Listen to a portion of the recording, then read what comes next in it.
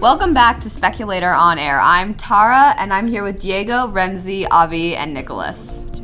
So, as finals weeks is coming up, what's everyone been doing to, relieve that stress that these tests are going to cause us? I think for me, finals week, it's as you said, it's really stressful. But I need something to help me relax, and one of the things that I take to that is nostalgia. And so I really like reading some old books that I have. And right now I've been getting into the Harry Potter series a lot.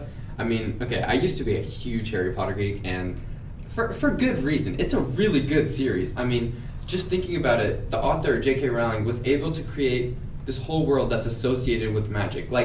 Literally, when people think of magic, a magic fantasy, or a fantasy book in general, it is one of the first books that comes to mind, and that is because of how iconic it is and how well made it was.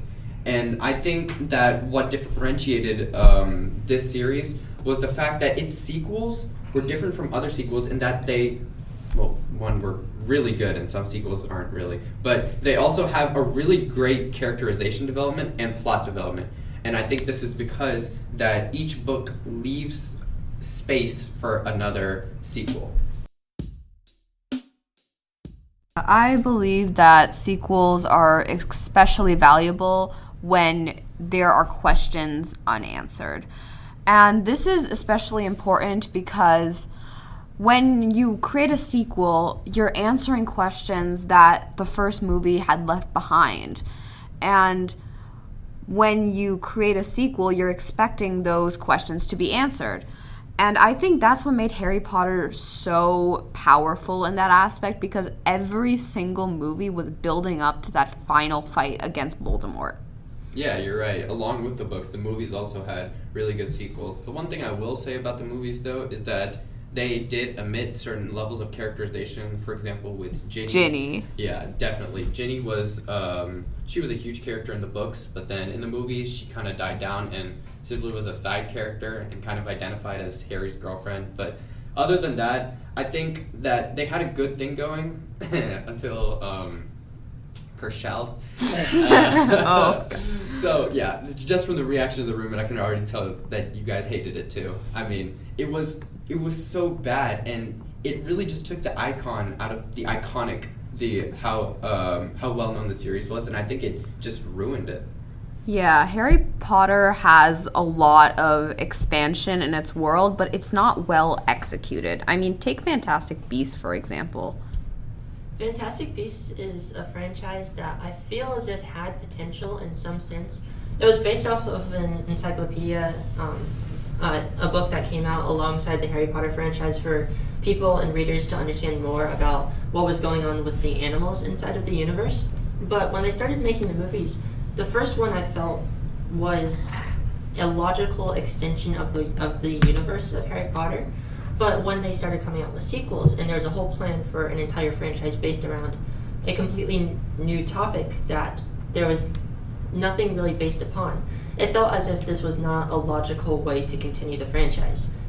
Yeah, I think an argument can be made that there was an intention, its original intention was to expand upon the world of Harry Potter and give us a new story without necessarily relying upon the old characters.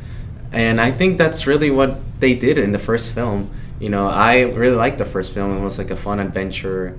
You see all these animals. You don't necessarily see the Sin Eaters and all these other characters that were in the original series. You see more of that. But then they decided to turn this into a 5-film franchise, which is just insane because I don't see how they could pull out more. I don't even think the sequel was justified.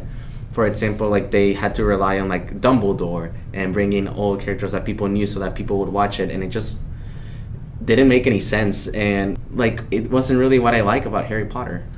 The Fantastic Beasts is a great continuation of Harry Potter. It expands to another universe that we didn't really know about in the first movie, and it goes into America and magic in America because the Harry Potter books were based in England. And then it expands into America and American culture during the 1920s, and it was a great continuation.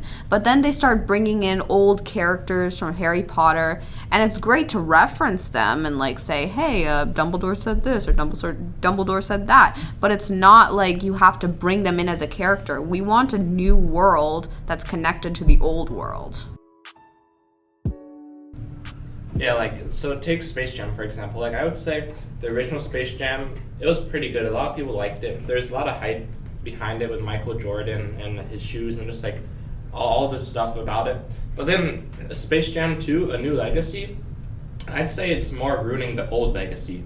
Like, it just wasn't as good as the new one, and as the old one, and it's kind of, like, bringing it down a peg because of it did not live up to the standards. Like, and now I just feel like they're just trying to make money with like all the merch that they're putting out. They're just trying to use LeBron James's name to like reach that giant audience, and they're trying to bring back the old hype and nostalgia from the first Space Jam to make money with all this merch, shoes, shirts, everything. I think another example of this is the new Home Alone movie, Home Sweet Home Alone. Oh God. It was something. Definitely. I think that they really only use the Home Alone name to get people to watch it because, you know, they're cashing in on nostalgia. Home Alone is such an iconic movie, and people always want to rewatch it during the holidays. So they just kind of slapped the name on it, made a brainless film, and it was bad. The fact of the matter is that Home Sweet Home Alone isn't necessarily a bad movie for what its intentions were. If it did not have the name Home Alone attached to it, people would probably think of it as a much better movie for a good time for kids to experience during the holiday season. But the fact that it has this moniker around it, and it has the legacy of Macaulay Culkin and the two burglars, Joe Pesci and Daniel Stern, it feels as if they bit off way more than they can chew in continuing this legacy, and as a result, people are comparing it to the original movies. I think that that's exactly it, and I think that having that name right there, it makes it so much harder for sequels to actually live up to what they're supposed to be. I think that by association, if by association you are associated with a really good movie that's part of a franchise, then the sequels have to live up to it. The sequels have to even be better than it. And I think that it would be better, Home Sweet Home Alone would be better as an independent movie just because it wouldn't have those expectations. Yeah, and I don't think it's necessarily impossible to make a sequel that lives up to the standards of the original. I think a really good example of this is Shrek 2. Yeah. Oh, yes. I love the original Shrek. You know, its animation is a little outdated, but I personally really like the film. But I always see Shrek 2 as the superior Shrek film. We don't talk about Shrek the Third. Because it took the world that was introduced in Shrek 1, you know, this fairy world. It introduced the fairy godmother. It introduced the prince. It gave us a new story. It continued Shrek's character arc. You know, the first film, it was great, and it gave us a coherent story, and it gave us compelling characters, and it was really good.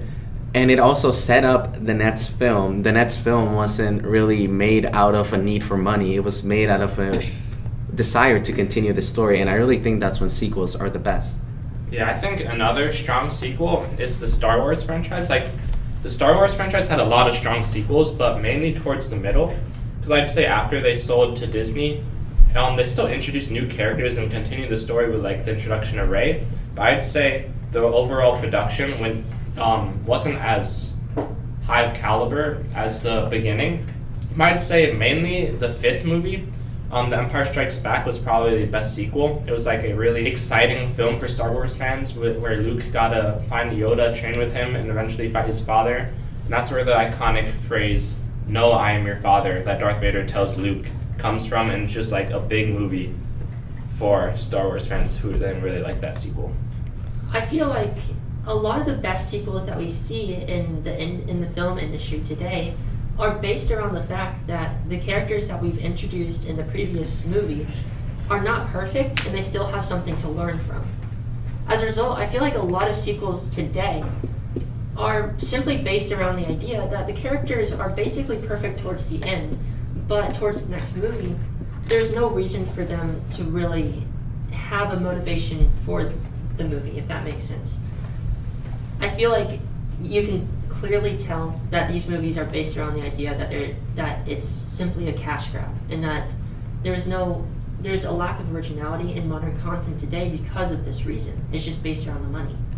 I think this lack of originality is actually due to like the struggle to create original content.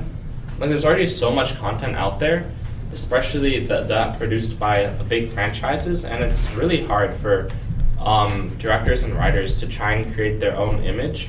And like I'd say it's hard to also be influenced, or hard to not be influenced by all this content out there and to create your own piece. Yeah, I think that's definitely an issue in the modern film industry, but I don't necessarily think that there is a shortage of original content. I just think the problem is that people aren't really looking for it. I think a good example of this is Chloe Zhao. She's a Chinese director that directed this film called Nomadland back in 2020.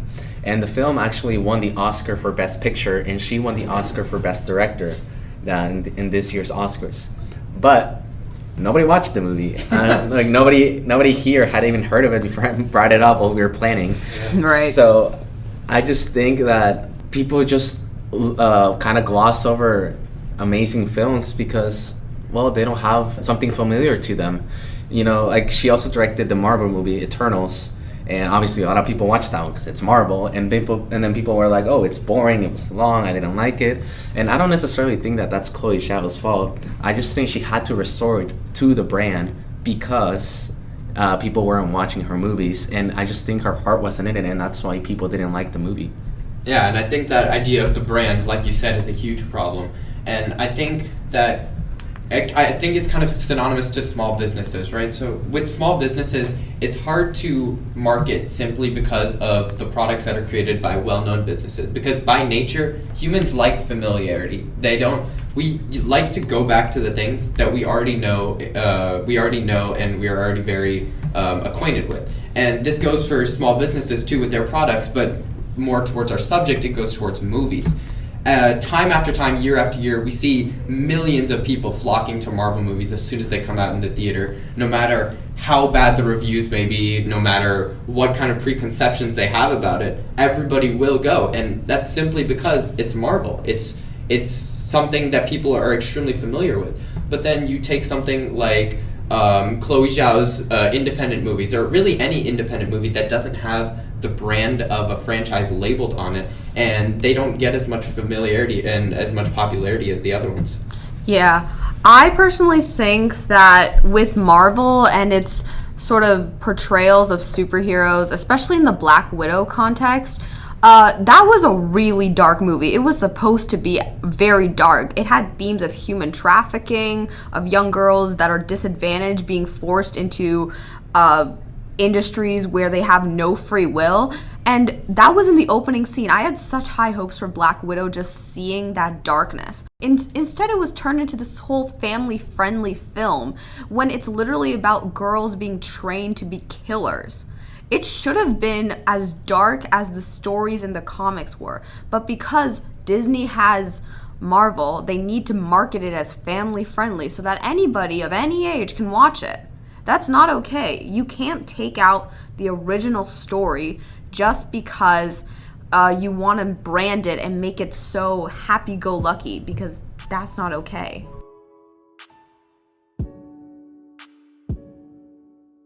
The question to be asked is simply whether or not there's a reason for people to pursue original content if the fact remains that in the modern film industry, people prioritize franchisement and people prioritize characters that they're familiar with, and it simply doesn't make sense anymore. As we close out this episode of Spec on Air, I just want to say, and we all really want to say, is that there is no reason to hate sequels. In fact, there are so many good sequels and films out there with great directors. We're just saying try and find the more original films that are not attached to a franchise and really look at them and really just experience those films instead of going back to what you're comfortable with. Try and step outside of your comfort zone for once when you watch your movies. Thank you.